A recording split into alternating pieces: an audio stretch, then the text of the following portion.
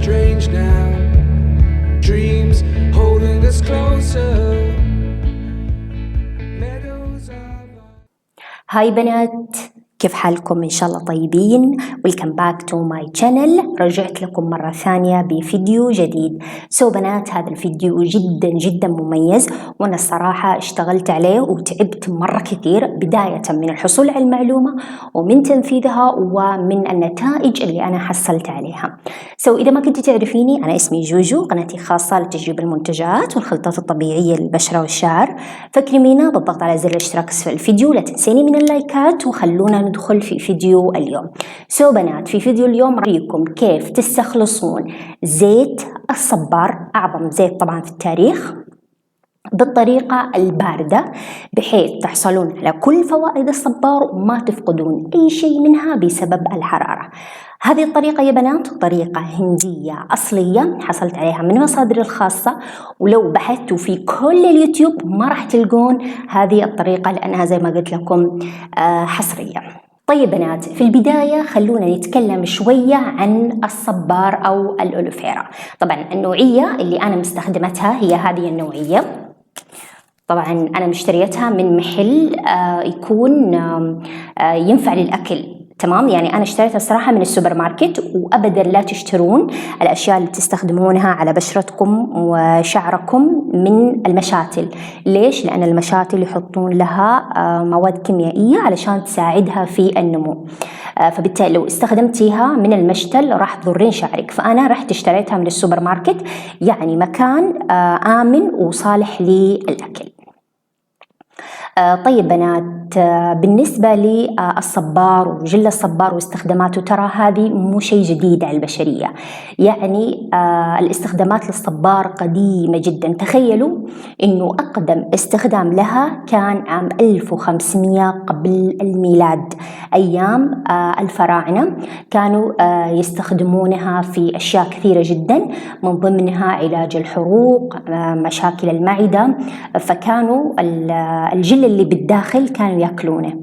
فبالتالي الإنسان الحديث عندما وصل لهذه المخطوطات القديمة اكتشف إنه والله الصبار جدا مفيد، فبالتالي انتشر عندنا بشكل كبير جدا في التجميل وفي صحة البشرة وفي صحة الجلد.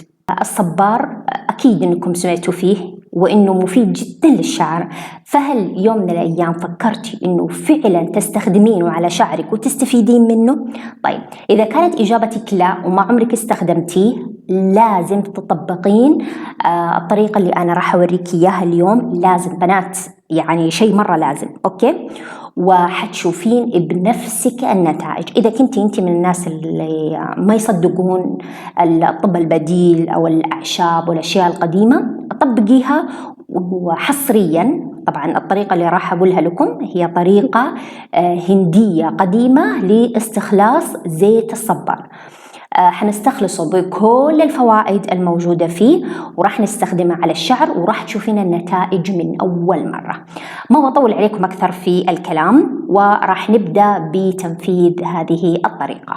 أوكي، طبعا بنات حنبدأ الآن مع بعض. حشيل هذا السلفان.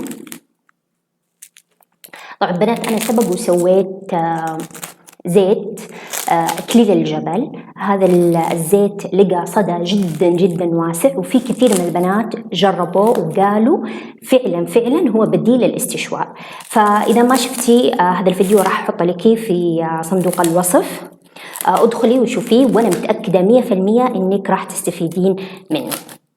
طبعا أول شيء راح نتخلص من الزوايد الناشفة، يعني زي هذه مثلا ناشف ما فيها أبدا جل كثير، فراح نتخلص منها.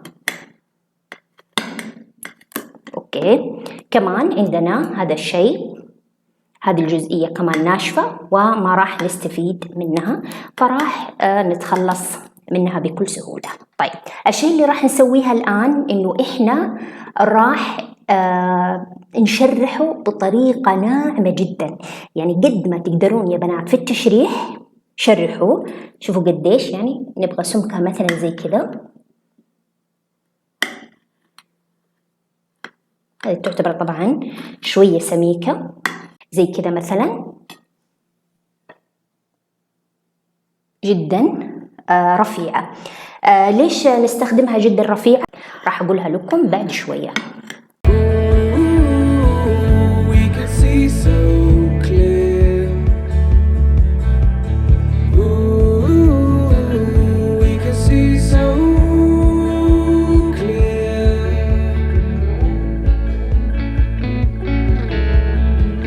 طيب الآن بعد ما شرحناه راح نوزعه على أي صحن عندك كبير شوية في البيت، بحيث إنها كلها تكون متفرقة عن بعض. أكيد الآن تسألوني ليش يا جوجو نفرقها عن بعض؟ ليش ما نخليها مع بعض؟ أقول لك لأنه لازم نجففها. صح اللي سمعتوه صح، لازم نجففها تحت أشعة الشمس، بحيث إنه كل الموية اللي بداخلها تتبخر ويبقى فقط عندنا الألياف الأساسية لنبات الألوفيرا.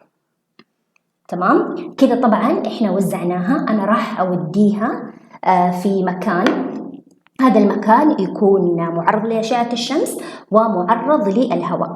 بس بنات بليز انتبهوا لا تحطونها في مكان فيه أتربة وغبار، لأنه هذا الجل زي ما انتم شايفين مرة يمسك الغبار. يعني أنا أول مرة سويتها حطيتها في الحوش، جيت اليوم الثاني لقيت كلها غبار، فما قدرت استفيد منها، فاضطريت إني أتخلص منها. عشان كذا أنا راح أحطها جوا البيت، ولكن في مكان تصل للشمس، يعني مثلا تحت الشباك أو في مكان يعني كذا كورنر في البيت تصل للشمس ولكن ما تصل له الغبار. أوكي. كم راح نتركها؟ هذا السؤال طبعا دائما يتكرر. راح نتركها مدة من 4 أيام إلى أسبوع، بحيث إنه تنشف كل الموية الموجودة في الصبار، لأنه إحنا ما نبغى الموية، لأنه راح نخلطها مع زيت. طبعا أول شيء راح في تكنيك راح أوريكم إياه، وبعدين راح نخلطها مع الزيت. فلو كان عندنا في موية ما راح يختلط مع الزيت، راح يفصل عندك الموية لوحدها والزيت لوحده، فإحنا ما نبغى هذا الشيء يصير، فلازم تنشف بطريقة آمنة 100%. It's true, the difference is the same. The colors always change, but the song is the same now. In June, lifting us higher. We can see so clear. أوكي بنات، هذا شكله بعد ما نشف بالكامل. طبعا احتاج لمدة تقريبا 4 أيام علشان ينشف. طبعا هو الجل حقه كله حيروح، زي ما انتم ملاحظين صار مكانه لونه أسود، فعادي لا تخافون. حتى لو سويتوها بالطريقة الحارة اللي منتشرة في اليوتيوب حتطلع نفس النتيجة. أوكي، لأنه الجل أغلبه موية، فلما تتبخر الموية تبقى الألياف الأساسية اللي ماسكة الجل ولونها يميل للون البني تقريبا، وهذا شيء جدا عادي. طيب أوكي، الآن إيش حنسوي فيه؟ يعني هذا الشيء ما راح نستفيد منه. أنا حقول لكم إيش نسوي فيه على الطريقة الهندية الأصلية القديمة اليدوية. راح ناخده وراح ندقه بهذا الشيء. الصراحة إحنا نسميها مدق، لكن ما أدري في لغتكم إيش تسمونها، فبليز اكتبوا لي اسمه في الكومنتات علشان نشوف إيش تسمونه في كل البلاد العربية. راح ندقها مرة كويس بحيث إنه يصير بودر، يعني إحنا نبغاه يصير بودرة. راح أحطه هنا أوكي، وراح أدقه مرة كويس وأرجع لكم مرة ثانية. أوكي بنات، وهذا شكله بعد ما انتهيت من الدق. أتوقع صراحة طلعت لي عضلات لأنه مرة طولت وأنا أدقه. فإذا أنتم ما تبغون تدقون بالطريقة اليدوية، ممكن أنكم أنتم تستخدمون الآلة علشان تطحنونه. شوفوا كيف لقينا الآن بودرة. إيش حنسوي الآن؟ راح نجيب علبة فارغة، راح نحط فيها 4 ملاعق من مسحوق الألوفيرا، بالإضافة طبعا إلى كمية من زيت جوز الهند. أنا أستخدم طبعا باراشوت، ممكن أنت تستخدمين أي نوع يناسب على شعرك، أي نوع من الزيوت يا بنات المناسب لشعرك. خذوها قاعدة، إذا كان شعرك من النوع الثقيل يعني خشن شوية مجعد شوية، فحاولي تتجهين إلى الزيوت الثقيلة، يعني مثلا زيت الخروع، زيت السمسم، هذه الزيوت الثقيلة اللي تمسك على الشعر. أما إذا كان شعرك متوسط الخشونة، يعني أوكي في تجعيد في نفشة لكن مو مرة، ممكن إنك تستخدمين زيت جوز الهند وزيت اللوز الحلو.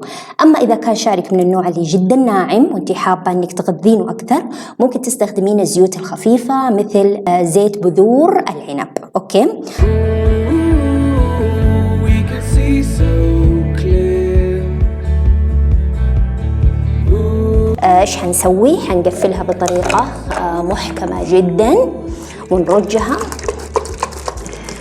راح نتركها في مكان مظلم لمدة 14 يوم، يعني تقريبا نص شهر. انت مباشرة راح تشوفينها تبدأ لونها أخضر أكثر وأكثر، كل ما كان لونها غامق كل ما كانت المغذيات فيها جدا كثيرة. رجيها كل بعد يوم يومين، حاولي ترجينها. إذا جيتي استخدمتيها على شعرك لا ترجينها، أوكي، فقط فكي العلبة واستخدميها، لأن الرواسب راح تكون في الأسفل. لأنه زي ما قلت لكم في الزيوت اللي سويتها لكم من قبل، دائما الأشياء البودرة إذا خلطناها مع الزيت جدا صعب إنه إحنا نصفيها، ولكن في نفس الوقت ترى شيء جدا جميل إنه تجلس ناقعة الأولوفيرا مدة أطول. أوكي. طيب بنات، بالنسبة لطريقة الاستخدام في نقطة جدا جدا هامة لازم أقولها لكم. أول شيء ابعدي عن الجذور. أكيد الآن بتقولين جوجو كيف يطول الشعر، كيف يصير صحي والجذور بعيدة عنها؟ أقول لك إنه إحنا هدفنا إنه الشعرة تصير قوية. كل ما كانت الشعرة قوية الشعرة ما راح تتقصف، راح تتماسك، وراح الجزئية اللي طولها ما راح تتقصف، لأنه سبب إنه شعرك ما يطول هو أساسا يطول لكن أنت ما تحسين فيه لأنه الأطراف تتقصف وتطيح. فتخيلي كل يوم ينقص شعرك لأنه قاعد يتقصف، فكيف تبغين يطول؟ أوكي. فإحنا هدفنا أن نخلي الشعر قوي متماسك بحيث أنه أنتي تلاحظين طوله. غير كذا يا بنات لازم يبقى على شعرك مدة 24 ساعة. ايوه صح سمعتوا، 24 ساعة. يعني استحالة انك انتي تخلين الزيت 4 ساعات 5 ساعات تقولين خلاص أنا استفدت منه، لأن الشعرة خاصة الشعر اللي المسامية فيها جدا صغيرة تحتاج الوقت علشان يتغلغل الزيت إلى داخل الشعرة وبالتالي تستفيد منها. فهذا الزيت أنت حطيه في الليل، نامي طول الليل، النهار حطيه في اليوم اللي ما عندك دوام، وفي المغرب خلاص غسلي وراح تشوفين النتائج.